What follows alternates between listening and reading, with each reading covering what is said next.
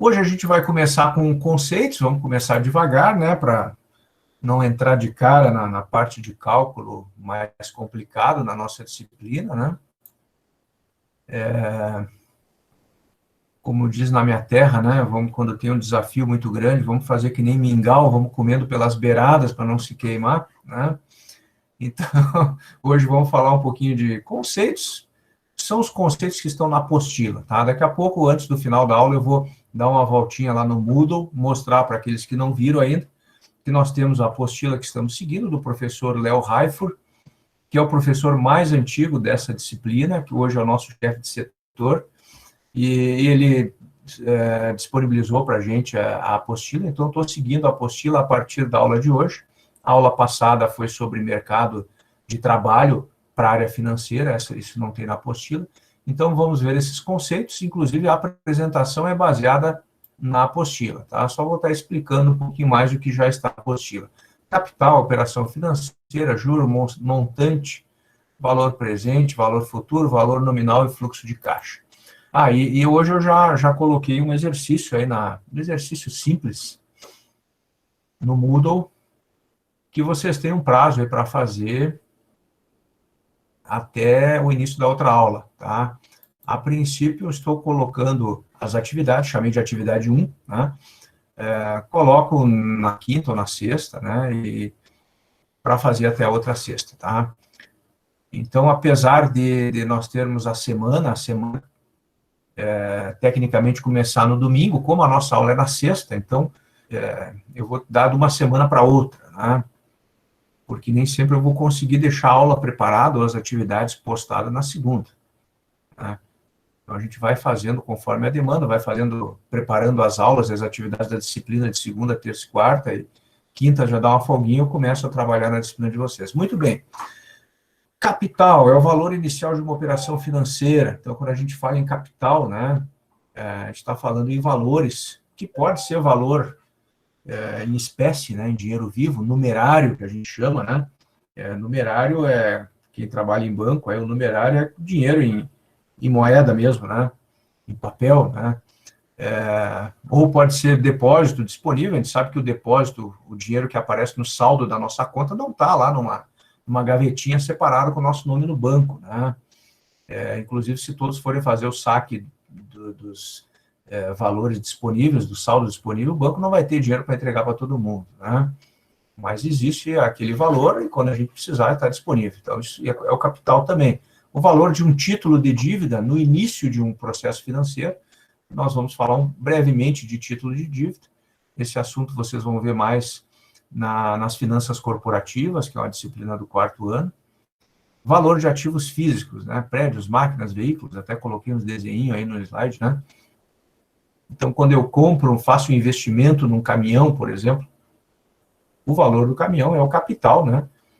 Que eu fiz o investimento. Ok. Vamos adiante.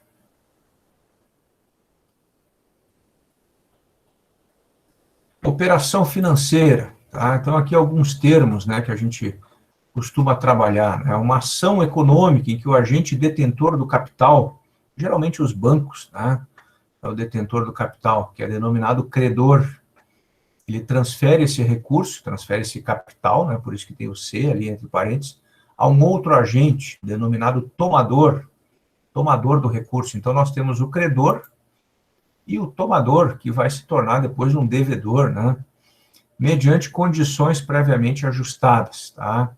Então, a operação financeira vai envolver quem tem o capital com o tomador, que também, dependendo do ponto de vista e dependendo do conceito, também é chamado de investidor, né? Então, você tem os poupadores e os investidores. Os poupadores são aqueles que gastam menos do que ganham, né? E aí essa sobra eles emprestam para os investidores que vão pegar esses dinheiros a uma taxa de juros e vão investir, né, em fábricas, em lojas, em negócios, né, em prestação de serviços, tá? E aí essa operação ela tem, né, condições previamente ajustadas, né? Então, normalmente envolve qual é a remuneração que o tomador vai pagar ao credor para utilizar o capital, né? Então, quando você toma um dinheiro emprestado, aquela pessoa que tem o dinheiro, ela vai abrir mão daquele valor. E aí, por abrir mão do valor, aquela pessoa que está tomando o empréstimo, ela vai precisar remunerar, além do valor que pegou emprestado, uma remuneração a mais, né? Que é os juros, tá? Essa operação também vai ter tem que constar os prazos, né? Como que você vai pagar, né? Como que você vai devolver o dinheiro e de que forma, né? Você vai fazer a remuneração do capital, né? Vai ser débito em conta, de quando em quando, né? Então, tudo isso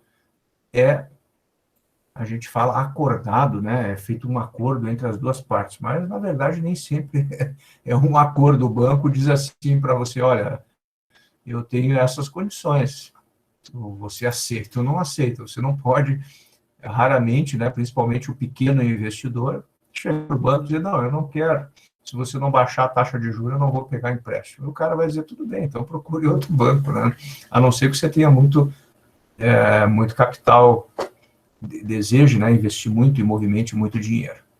E aí nós temos os juros, tá? O juro, então, é o mecanismo de remuneração do capital. E ali fala aquele termo acordado entre credor e tomador em uma determinada operação financeira. A gente sabe que não é bem assim acordado. Então, o banco tem os seus, que eles chamam de serviços, né? Que são os recursos, o capital à disposição para os tomadores. E ele, quando oferece, ele já tem a taxa de juro pré-determinada, né? E nem sempre é possível chegar a um acordo, mas, lógico, tem que dar o aceite, você vai aceitar, assinando o contrato, aceitando aquelas condições, tá? Então, sempre lembrando que a posse do dinheiro oportuniza ganhos. Então, o fato de eu ter dinheiro em mãos me dá a oportunidade de ter ganhos com esse dinheiro, com esse capital, tá? Então, esse ganho eu vou conseguir aplicando em algum negócio, por exemplo, tá? Então, geralmente, as empresas, né, quando tomam dinheiro emprestado dos bancos, elas vão usar esse dinheiro para movimentar o seu negócio, às vezes para grandes investimentos, né? Por exemplo, uma rede de lojas poderá precisar abrir filiais, e aí precisa de dinheiro para abrir essas filiais, e ela vai ganhar dinheiro com essas novas filiais e vai compensar, né, o juro que ela vai pagar para o banco, né? Então, a posse do dinheiro oportuniza ganhos, e quando o banco empresta dinheiro, né, para os tomadores, é facultado, né, ele tem o direito de cobrar dos ganhos que ele deixa de ter, né? Então, se você tem um dinheiro, vamos pensar não somente banco, mas também pessoa física, né? Se você vai emprestar dinheiro para um amigo, né, você é o credor, né, e um amigo seu vai tomar dinheiro emprestado de você, para devolver daqui a um ano, ele não vai devolver o mesmo valor para você. Você tem o direito de exigir que ele remunere você, né? Então, se ele pegar R$1.000 hoje para entregar daqui a um ano, nada mais justo que você peça que ele pague, além dos 1.000, uma quantia de juros, porque se esse 1.000 ficasse com você ia aplicar ele em algum negócio ou em algum investimento financeiro e esse dinheiro ia render juros, né? Além do juros, tem ainda a correção monetária relacionada à inflação, aí, que é um outro tema que vocês vão ver em outra disciplina. Não sei se a gente fala de inflação aqui nessa disciplina, acho que fala um pouquinho, sim. Então, a inflação é a perda do valor aquisitivo do dinheiro, né? Então, independente dos juros, se eu tenho R$1.000 hoje, esses R$1.000, eu compro uma determinada quantidade de produtos, da cesta básica, por exemplo, né? Mas há um ano atrás, a quantia que eu comprava não é a mesma, provavelmente era maior, porque o dinheiro desvalorizou. Aqui no Brasil, particularmente, houve uma desvalorização. Na maioria dos países do mundo, o dinheiro costuma desvalorizar em função da inflação. Então, o dinheiro que eu tenho hoje não compra a mesma quantidade que eu comprava um ano atrás, vai comprar um pouquinho menos. E daqui um ano para frente vai comprar menos ainda, né? Então, eu tenho inflação, né, que é a perda do poder aqui, do valor do dinheiro, e tenho também a remuneração desse capital, que é os juros, tá? Existe os juros, existe a taxa de juros. Então, é interessante a gente entender as palavras, né? Por exemplo, se o banco vai emprestar, né, ao tomador R$100.000 a uma taxa de juros de 10%, 10% é a taxa de juros. Os juros vai ser R$ 10.000, um tempo estabelecido, né? Por exemplo, é R$ 10, aliás, 10% ao ano, então 10% é a taxa de juros. Os juros, depois de um ano, vão ser os R$ 10.000 sobre os 100 mil, tá? Na calculadora HP, a taxa de juros é expressa pela letra I, tá? A letra I, ela está bem no canto esquerdo da calculadora. Deixa eu apontar aqui a letra I. Quando a gente for usar a calculadora, eu acho que é aqui, deixa eu ver se eu consigo. É isso aqui. Isso aí. Se formos usar Excel, planilhas do Google, o Calc, que é do OpenOffice, né? Dependendo da versão portuguesa e inglesa, rate ou taxa, tá? Vamos adiante.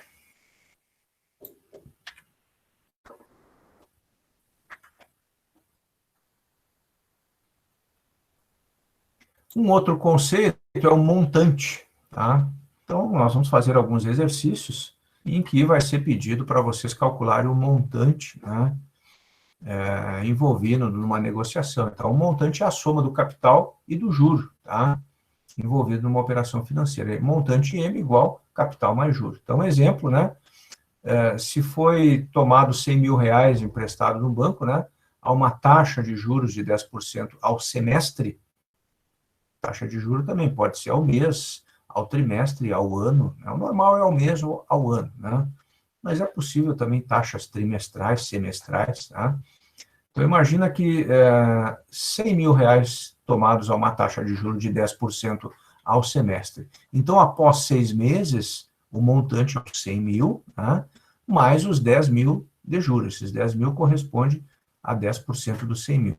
Então, o montante vai ser R$ 110.000, tá?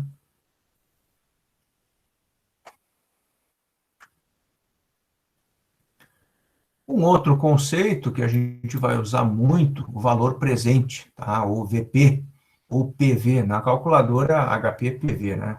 Present Value, são abreviaturas do termo em inglês. Então, o valor presente, o valor de uma operação financeira, dada na data presente ou na data zero, tá? Comumente, a data zero é o início da operação. Então, quando a gente trabalha com operações financeiras envolvendo juros, a gente sempre vai colocar uma linha do tempo, tá? Então, o dinheiro ele tem uma característica, né? Como eu já comentei antes, o dinheiro ele sofre a ação do tempo. E esse é o conceito mais importante que todos nós temos que ter consciência ao se ver com administração financeira, com transações financeiras. O dinheiro sofre a ação do tempo. Como que eu meço a ação do tempo sobre o dinheiro? Pela taxa de juros, tá? Então, quando eu falo em valor, em transações financeiras, obrigatoriamente eu tenho que falar em tempo. Eu não posso simplesmente dizer, esse caminhão que eu comprei custou R$ 100.000. Isso não vai dizer muita coisa. Custou 100 mil quando? 100 mil há 5 anos atrás? O valor de 5 anos atrás atualizado para hoje é 100 mil, tá? Porque o valor do dinheiro ele vai se modificando ao longo do tempo. Então, quando nós fizemos as operações financeiras, principalmente no início, quando a gente está começando a trabalhar com matemática financeira e operações financeiras, a gente costuma representar graficamente, tá? Então, o valor presente, aqui nesse exemplo que eu coloquei, aqueles R$ 100.000 no tempo zero, tá? Essa numeração do tempo, geralmente também é mês ou ano, tá? Geralmente trabalha com meses, mês 1, mês 2, 3, 4, 5, 6, ou ano 1, ano 2, 3, e assim por diante, tá? O valor presente na HP é dado pela tecla PV, tá? Aquela linha de cima da HP tem NI, PV, PMT e FV, tá? No Excel e nas planilhas, etc., PV também é o VP, tá? PV, Present Value, e VP, valor presente, tá? Valor futuro. Eu tenho o valor presente, tenho o valor futuro. Aqui eu deixei no gráfico aqui o valor presente de 100 mil reais e coloquei agora o valor futuro. Então, aquele exemplo que foi dado anteriormente, de você tomar emprestado 100 mil reais a uma taxa de 10% ao semestre, né? Então, o valor presente é os 100 mil reais, que está ali no marco zero da minha linha do tempo. Então, vamos imaginar sobre o meu ponto de vista, se eu tomei emprestado do banco, esse valor foi positivo, tá?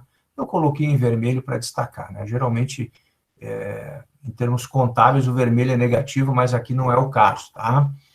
Então, se eu tomei emprestado do banco, eu recebi esses 100 mil no valor presente, coloquei a flechinha para cima, tá? Mas 6 meses depois, eu fiquei de pagar o banco, né?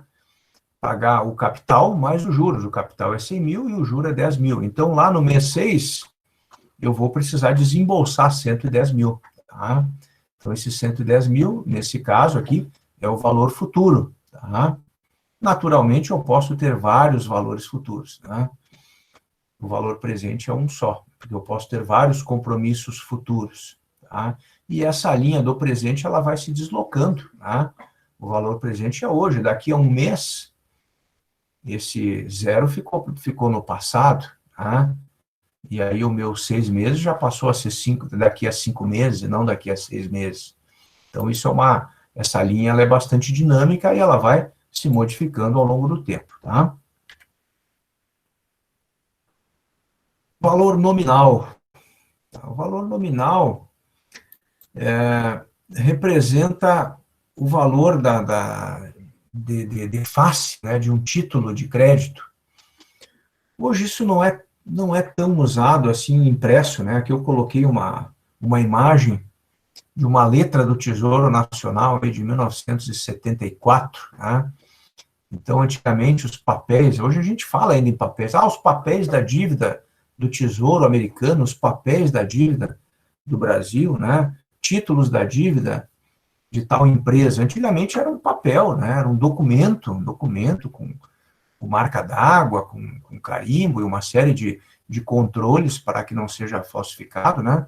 Então, antigamente você tinha, como nesse caso do exemplo, a letra do Tesouro, né? E o valor de face dela, o valor nominal era 50 mil, tá? E geralmente esse valor nominal representa o valor que deve ser pago no dia do vencimento do título, tá? Coincidindo com os valores de valor futuro e de montante, tá? Então, a gente viu que o valor futuro, deixa eu voltar aqui uma tela, o valor futuro, nesse exemplo que eu dei dos 100 mil a 10 mil de juros, o valor futuro ele corresponde ao montante de uma negociação. Então, tomei emprestado, né, e fiquei de pagar com juros depois de um tempo, lá no tempo final. Então, esse valor final que eu vou pagar é o capital mais o juro, tá? Então, no caso do valor nominal, né, do título, geralmente o valor nominal coincide com o valor futuro e com o montante. Só para vocês terem uma ideia, esse tipo de título, ele era geralmente leiloado, ainda se faz esses leilões, né? Então, o ano aqui é 1974, data de início, data da emissão, 18 de dezembro de 74, tá? Então, o Banco Central, por exemplo, emitia lá não sei quantos mil papéis de 50 mil reais e era feito um leilão e as pessoas pagavam. Naturalmente, o banco vendia para aquelas que pagavam mais e as pessoas iam pagar menos que 50 mil, porque o vencimento era em 1980. Então, você tinha que estimar o valor razoável de acordo com os seus cálculos pessoais, financeiros, né, que valeria a pena você pagar para daqui a 6 anos você receber 50 mil. Né? Então, você fazia uma estimativa de quanto seria os juros e a inflação no período, né, quanto que seria razoável, e aí você fazia uma oferta. Por exemplo, eu pago 30 mil reais, né? Eu pagava 30 mil, recebia uma letra de 50 mil e daqui a 6 anos você podia trocar, ia lá no banco e trocava por 50 mil, tá? Mais ou menos assim para entender como que funciona esses negócios de emissão de título, né? Hoje é tudo eletrônico, né? Você consegue negociar no meio do caminho, né? Consegue revender e não tem mais essa versão impressa desses papéis, né, com o valor nominal impresso. As ações também eram papéis, né? Alguns tinham bônus, que eram quadradinhos aqui, que você podia tirar por ano, né? Por exemplo, daí o valor, às vezes o valor de face era um pouquinho diferente, e a cada ano tinha um quadrinho picotado aqui que você ia lá e retirava uma espécie de bonificação anual. Tá? Então, isso de forma física não existe mais.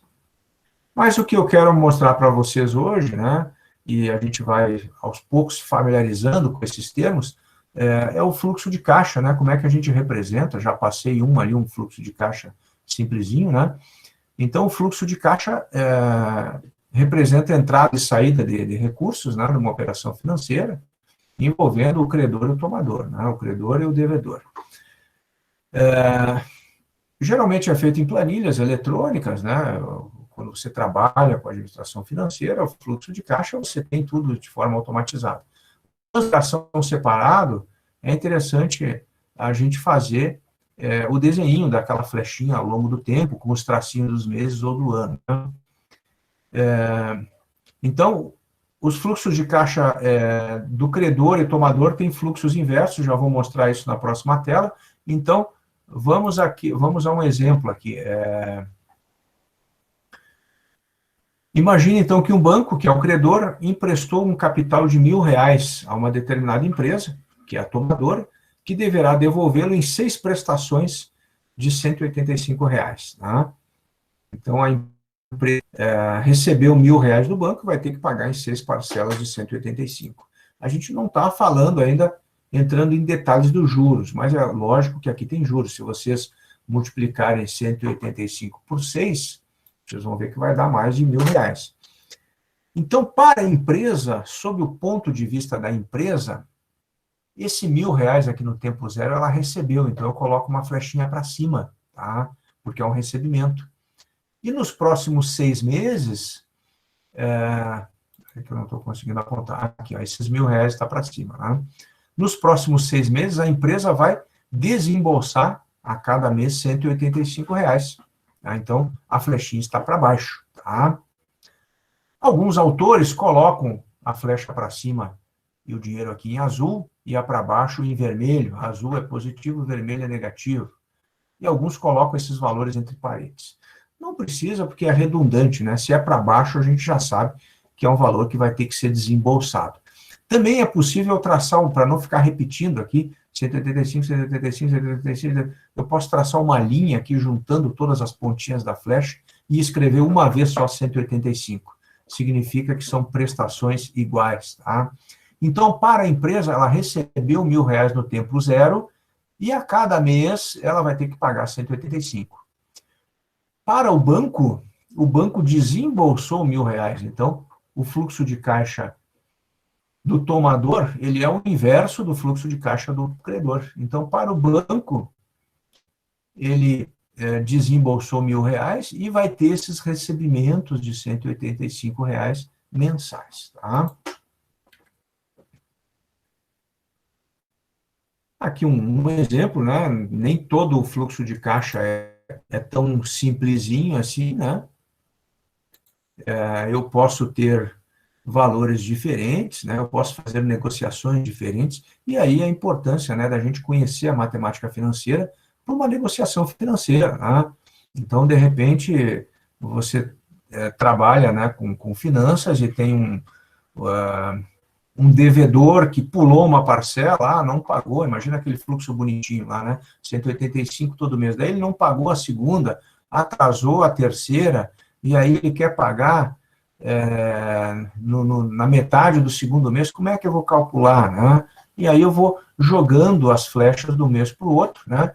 E cada vez que eu movimento esses valores, ele vai alterando o valor em si em função da taxa de juros. Tá? Mas o principal do fluxo de caixa é que eu tenho essa linha do tempo, que geralmente é mês ou ano. Né? As saídas eu represento com flecha para baixo e as entradas eu represento com a flechinha para cima. Tá? Essa aula, como eu comentei, ela é baseada na apostila do professor. Né? Nós já estamos terminando.